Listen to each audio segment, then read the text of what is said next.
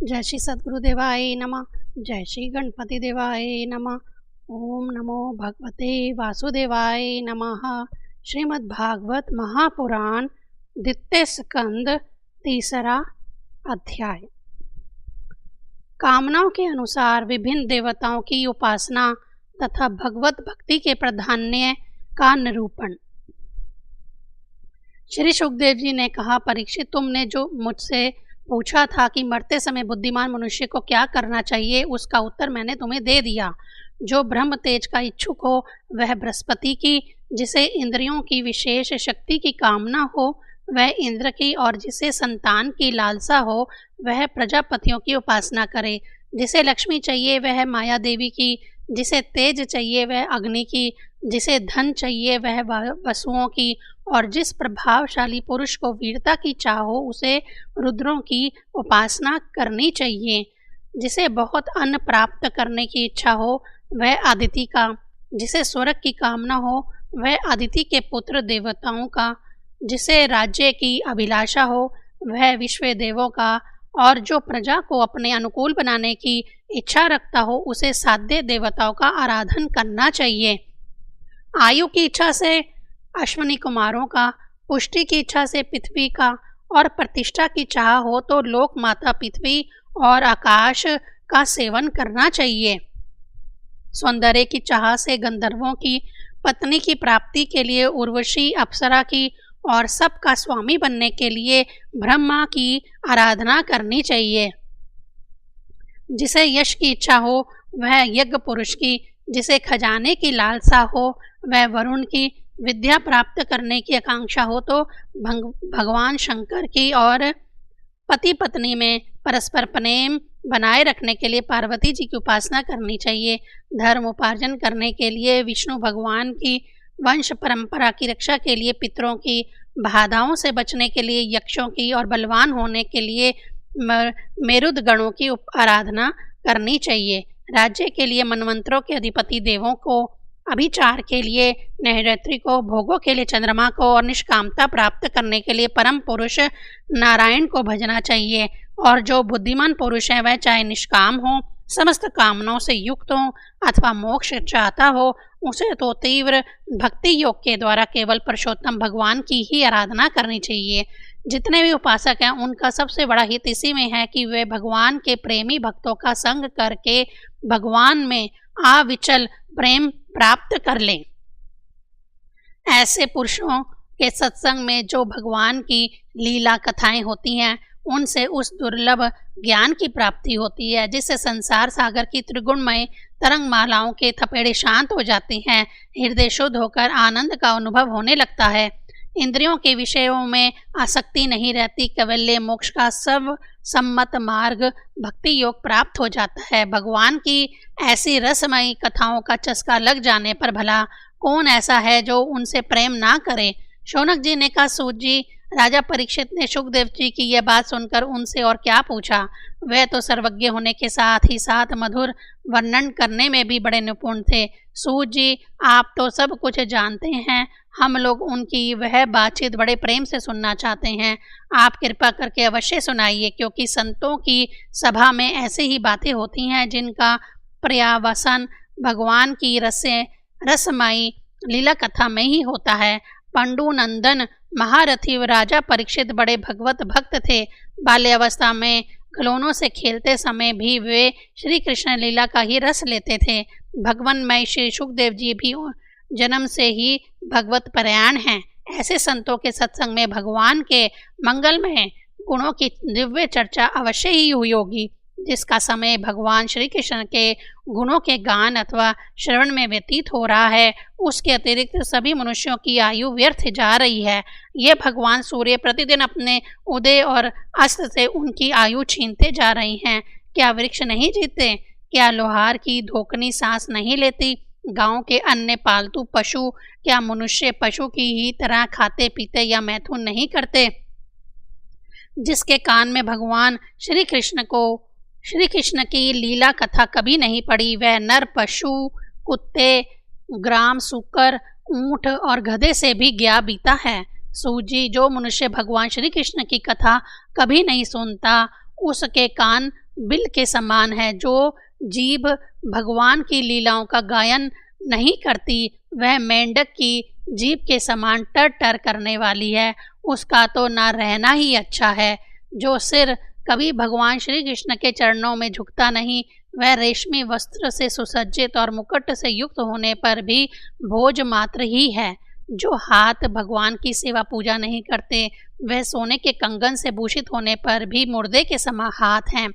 जो आंखें भगवान की याद दिलाने वाली मूर्ति, तीर्थ, नदी आदि का दर्शन नहीं करती, वे मोरों की पांख में बने हुए आंखों के चिन्ह के समान निरर्थक है। मनुष्यों के वे पैर चलने की शक्ति रखने पर भी ना चलने वाले पेड़ों जैसा ही है, जो भगवान की लीला स्थलियों की यात्रा नहीं करते। जिस मनुष्य ने भगवत प्रेमी संतों के चरणों की धूल कभी सिर पर न चढ़ाई, जो वह जीता हुआ भी मुर्दा है। जिस मनुष्य ने भगवान के चरणों पर चढ़ी हुई तुलसी की सुगंध लेकर उसकी सराहना नहीं की, वह श्वास लेता हुआ भी श्वास रहित शव है। सूत जी, वह हृदय नहीं लोहा है, जो भगवान के मंगलमय नामों का श्रवण कीर्तन करने पर भी पिघल कर उन्हीं की ओर बह नहीं जाता। जिस समय हृदय पिघल जाता है, उस समय नेत्रों में आंसू छलकने लगते हैं और शरीर का रोम रोम खिल उठता है। प्रिय सूत जी, आपकी वाणी हमारे हृदय को मधुरता से भर देती है। इसीलिए भगवान के परम भक्त आत्मविद्या विशारद श्री सुखदेव जी ने परीक्षित के सुंदर प्रश्न करने पर जो कुछ कहा, वह संवाद आप कृपा करके हम लोगों को सुनाइए। तीसरा अध्याय संपूर्ण। चौथा अध्याय, राजा का सृष्टि विषयक प्रश्न और सुखदेव जी का कथा आरंभ। सूत जी कहते हैं, सुखदेव जी के वचन भागवत तत्व का निश्चय कराने वाले थे। उत्तरानंदन राजा परीक्षित ने उन्हें सुनकर अपनी शुद्ध बुद्धि भगवान श्री कृष्ण के चरणों में अनन्य भाव से समर्पित कर दी। शरीर, पत्नी, पुत्र, महल, पशु, धन, भाई बंधु और निष्कंटक राज्य में नित्य के अभ्यास के कारण उनकी दृढ़ ममता हो गई थी।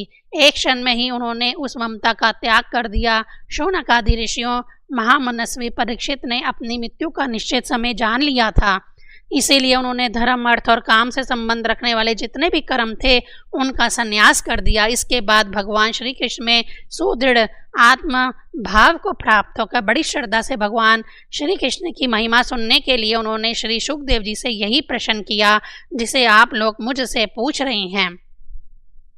परीक्षित ने पूछा, भगवत स्वरूप मुनिवर, आप परम पवित्र और सर्वज्ञ हैं। आपने जो कुछ कहा है वह सत्य एवं उचित है। आप ज्यों ज्यों भगवान की कथा कहते जा रहे हैं, त्यों त्यों मेरे अज्ञान का पर्दा फटता जा रहा है। मैं आपसे फिर भी यह जानना चाहता हूँ कि भगवान अपनी माया से इस संसार की सृष्टि कैसे करते हैं। इस संसार की रचना तो इतनी रहस्यमयी है कि ब्रह्मा आदि समर्थ लोकपाल भी इसके समझने में भूल कर बैठते हैं। भगवान कैसे इस विश्व की रक्षा और फिर संहार करते हैं। अनंत शक्ति परमात्मा किन किन शक्तियों का आश्रय लेकर अपने आप को ही खिलौने बनाकर खेलते हैं। वे बच्चों के बनाए हुए घुरंदों की तरह ब्रह्मांडों को कैसे बनाते हैं और फिर किस तरह बात की बात में मिटा देते हैं। भगवान श्री हरि की लीलाएं बड़ी ही अद्भुत आचतन्य हैं। इसमें संदेह नहीं कि बड़े बड़े विद्वानों के लिए भी उनकी लीला का रहस्य समझना अत्यंत कठिन प्रतीत होता है। भगवान तो अकेले ही हैं। वे बहुत से कर्म करने के लिए पुरुष रूप से प्रकृति के विभिन्न गुणों के एक साथ ही धारण करते हैं अथवा अनेकों अवतार ग्रहण करके उन्हें क्रमशः धारण करते हैं। मुनिवर, आप वेद और ब्रह्म तत्व दोनों के पूर्ण मर्मज्ञ हैं, इसीलिए मेरे इस संदेह का निवारण कीजिए। सूत जी कहते हैं, जब राजा परीक्षित ने भगवान के गुणों का वर्णन करने के लिए उनसे इस प्रकार प्रार्थना की, तब श्री सुखदेव जी ने भगवान श्री कृष्ण का बार बार सिमरन करके अपना प्रवचन प्रारंभ किया।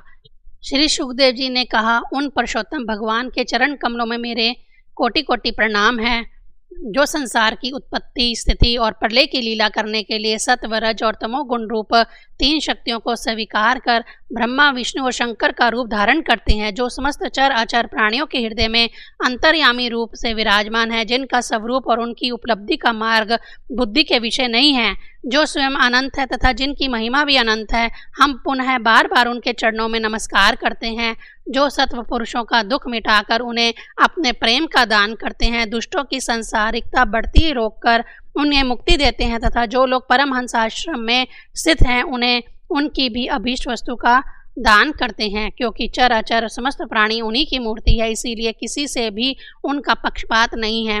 जो बड़े ही भक्त वत्सल हैं और हठपूर्वक भक्तिहीन साधन करने वाले लोग जिनकी छाया भी नहीं छू सकते, जिनके समान भी किसी का ऐश्वर्य नहीं है, फिर उनसे अधिक तो हो ही कैसे सकता है। तथा ऐसे ऐश्वर्य से युक्त होकर जो निरंतर ब्रह्म स्वरूप अपने धाम में विहार करते रहते हैं, उन भगवान श्री कृष्ण को मैं बार बार नमस्कार करता हूँ, जिनका कीर्तन, सिमरन, दर्शन, वंदन, श्रवण और पूजन जीवों के पापों को तत्काल नष्ट कर देता है। उन पुण्य कीर्ति भगवान श्री कृष्ण को बार बार नमस्कार है। विवेकी पुरुष जिनके चरण कमलों की शरण लेकर अपने हृदय से इस लोक और परलोक की आसक्ति निकाल डालते हैं और बिना किसी परिश्रम के ही ब्रह्म पद को प्राप्त कर लेते हैं, उन मंगलमय कीर्ति वाले भगवान श्री कृष्ण को अनेक बार नमस्कार है। बड़े बड़े तपस्वी, दानी, यशस्वी, मनस्वी, सदाचारी और मंत्र वक्ता जब तक अपनी साधनाओं को तथा अपने आप को उनके चरणों में समर्पित नहीं कर देते, तब तक उन्हें कल्याण की प्राप्ति नहीं होती। जिनके प्रति आत्मसमर्पण की ऐसी महिमा है, उन कल्याणमयी कीर्ति वाले भगवान को बार बार नमस्कार है। किरात, हुरून, आंध्र, पुलंद, पुलकस, आभीर, कंगन, यवन और खस ये आदि नीच जातियां तथा दूसरे पापी जिनके शरणागत भक्तों की शरण ग्रहण करने से ही पवित्र हो जाते हैं, उन सर्वशक्तिमान भगवान को बार बार नमस्कार है। वह ही भगवान ज्ञानियों की आत्मा है, भक्तों के स्वामी हैं, कर्म कांडियों के लिए वेद मूर्ति हैं, धार्मिकों के लिए धर्म मूर्ति हैं और तपस्वियों के लिए तप स्वरूप हैं। ब्रह्मा, शंकर आदि बड़े बड़े देवता भी अपने शुद्ध हृदय से उनका स्वरूप का चिंतन करते और आश्चर्यचकित होकर देखते रहते हैं। वह मुझ पर अपने अनुग्रह की प्रसाद की वर्षा करें।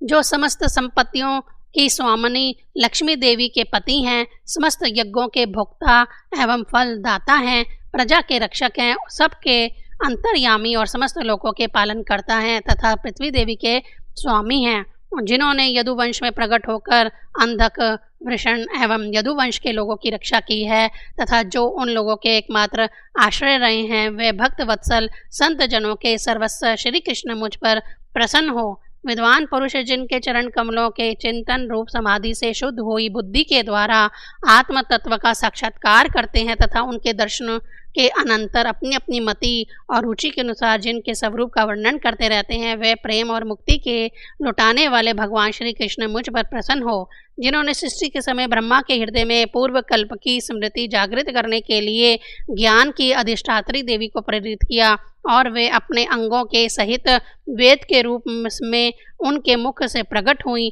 वे ज्ञान के मूल कारण भगवान मुझ पर कृपा करें, मेरे हृदय में प्रकट हों। भगवान ही पंच महाभूतों से इन शरीरों का निर्माण करके इनमें जीव रूप से शयन करते हैं और 5 ज्ञानेंद्रियां, 5 कर्म इंद्रियां, 5 प्राण और 1 मन, इन 16 कलाओं से युक्त होकर इनके द्वारा 16 विषयों का भोग करते हैं। वे सर्वभूतमय भगवान मेरी वाणी को अपने गुणों से अलंकृत कर दे। संत पुरुष जिनके मुख कमल से मकरंद के समान झड़ती हुई ज्ञानमयी सुधा का पान करते रहते हैं, उन वासुदेव अवतार सर्वज्ञ भगवान व्यास के चरणों में मेरा बार बार नमस्कार है। परीक्षित, वेद गर्भ स्वयंभू ब्रह्मा ने नारद के प्रश्न करने पर यही बात कही थी जिसका स्वयं भगवान नारायण ने उन्हें उपदेश किया था और वही मैं तुमसे कह रहा हूँ।